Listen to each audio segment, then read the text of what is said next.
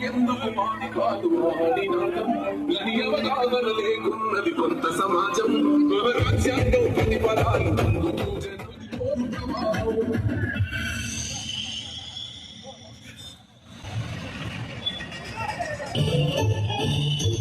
आप hotel book करने के लिए सर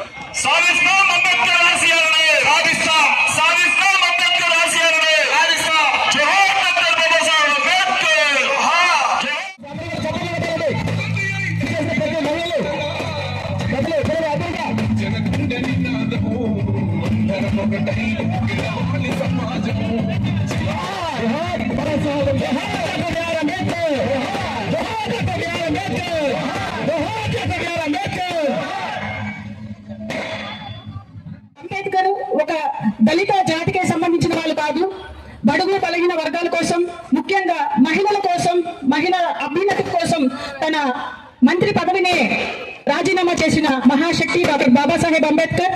అందుకే ప్రపంచ దేశాలు కూడా, ఐక్యరాజ్య సమితి కూడా అంబేద్కర్ జయంతిని ఒక పండుగలాగా జరుపుకుంటారు. అంబేద్కర్ గారు ఒక సూక్తిని చెప్తారు, ఎంతకాలం బతికామన్నది కాదు, ఎంత గొప్పగా జీవించామన్నదే ముఖ్యమని ఆయన జీవితాన్నే మనకు ఒక స్ఫూర్తిగా నిలిచారు. అటువంటి డాక్టర్ బాబాసాహెబ్ అంబేద్కర్ గారి ఆశయాలకు ఆయన బాటలో మనందరం నడవాలని ప్రతి ఒక్కరిని కోరుకుంటున్నాను. నాకు ఈ అవకాశం ఇచ్చిన పెద్దలకు పేరు పేరున ధన్యవాదాలు.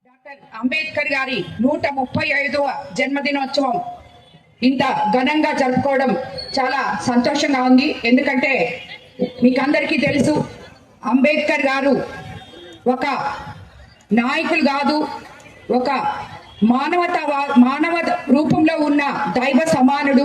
సమానత్వము, అంటరానితనము ఇవన్నీ కూడా నిర్మూలించి సమానత్వాన్ని సమాజంలో చూపించిన ఒక గొప్ప నేత. అలాగే ప్రపంచంలోనే అతి పెద్ద రాజ్యాంగాన్ని, గొప్ప ప్రజాస్వామ్యాన్ని మనకి చూపించిన ఒక దేవుడు. అలాగే ఆయన కుల వివక్ష, అంటరానితనం నిర్మూలించిన ఒక దైవం. ఇలాంటి ఒక దైవత్వం ఉన్న మనిషి ఆశయాల నుంచి పుట్టుకొచ్చిన పార్టీయే మన తెలుగుదేశం పార్టీ. అంబేద్కర్ ఆశయాల్ని పాటించి మన అన్న ఎన్టీ రామారావు గారు ఆ రోజు ప్రజలే సమాజమే దేవాలయం, ప్రజలే దేవుళ్ళు అనే నినాదంతో పార్టీని స్థాపించి ఆయన ఆశయాల్లో అడుగుజాడలో నడిచిన నాయకులు మన ఎన్టీ రామారావు గారు. ఆ పార్టీని ఈరోజు మనమందరం చూస్తున్నాం. ఎస్సీ, ఎస్టీ, బీసీ, మైనారిటీల కోసం, ఎస్టీల కోసం, అందరి కోసం కూడా మన పార్టీ ఎంతో గొప్పగా పనిచేస్తుందనలో మనం ఆశ్చర్యపోని అవసరం లేదు. అలాగే ప్రతి ఒక్కరు కూడా ఈరోజు అంబేద్కర్ జయంతి, ఈరోజు అంబేద్కర్ కి మాలలేసి నివాళులు అర్పించుకున్నాం అని చెప్పి ఒక్క రోజుతో ఈ అంబేద్కర్ జయంతిని మర్చిపోకూడదు. ఇక్కడ ఎంతో మంది యువతున్నారు.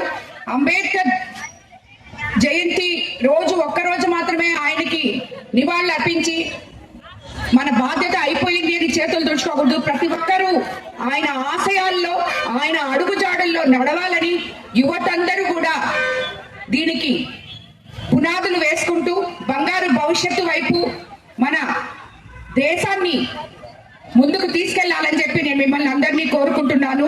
ఈ ఆశయాలు ఒక్కటే మనం గుర్తుపెట్టుకుంటే మన భారతదేశ చరిత్ర ఎక్కడికో వెళ్ళిపోతుంది.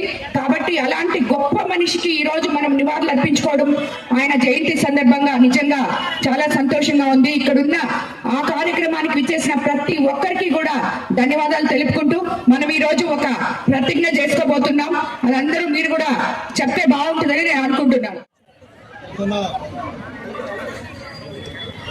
భారత రాజ్యాంగ ప్రవేశ భారతదేశ ప్రజలమైన మేము భారతదేశాన్ని సర్వసత్తాక సామ్యవాద లౌకిక ప్రజాస్వామ్య గణతంత్ర రాజ్యంగా నిర్మించుకోవడానికి పౌరులందరికీ సాంఘిక ఆర్థిక ఆర్థిక రాజకీయ న్యాయాన్ని ఆలోచన భావ ప్రకటన విశ్వాసము ధర్మము ఆరాధనలో స్వేచ్ఛను అంతస్తు హోదాలోను అవకాశములోను సమానత్వమును చేకూర్చుటకు మరియు వారందరిలో వ్యక్తి గౌరవమును జాత ఐక్యతను మరియు అఖండతను తప్పక సంరక్షిస్తూ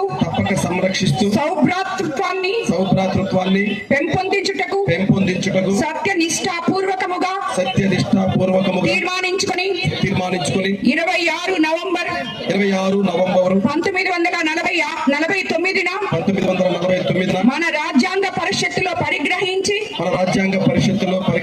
శాసనంగా రూపొందించుకున్న ఈ రాజ్యాంగాన్ని మాకు మేము సమర్పించుకుంటున్నాము. జై భీమ్.